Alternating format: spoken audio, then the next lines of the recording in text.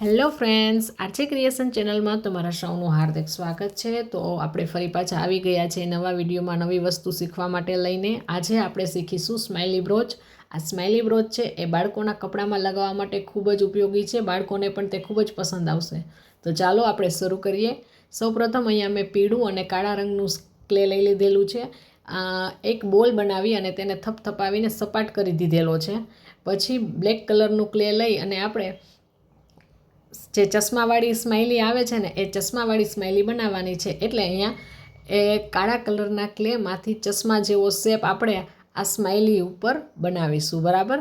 તો તમે જોઈ શકો છો કે ખૂબ જ મુશ્કેલ કામ છે। આમ તો જેટલું સહેલું લાગે છે તેટલું જ અઘરું કામ છે, કારણ કે આ ક્લે છે એ એકવાર ચિપકાવી દો ને એટલે સીધું એકબીજામાં છે ને ચોંટી જાય છે, પછી એને પાછું ત્યાંથી નીકાળવું ખૂબ જ મુશ્કેલ છે। એટલે ધ્યાનથી આ કામ છે એ આપણે કરવું પડે એમ છે। તો નાના નાના જે શેપ છે એ આપણે બનાવી દીધા છે ચશ્માનો। હવે આપણે છે એની સ્માઇલ બનાવીશું। તો બનીને રેડી થઈ ગયું છે આપણું સ્માઇલી।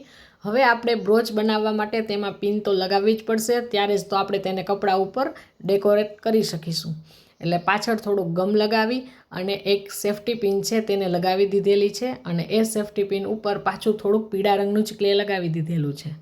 હવે આને છે ને સુકાયા પછી, એકદમ સુકાઈ જાય ને પછી જ તમારે તમારા બાળકોના કપડાં ઉપર છે એ ડેકોર કરવાનું છે, નહીંતર છે એ સુકાયું નહીં હોય ને તો એનો આકાર છે એ પૂરેપૂરો ખરાબ થઈ શકે એમ છે। એટલે ખૂબ જ ધ્યાનથી તમારે આ કરવાનું છે।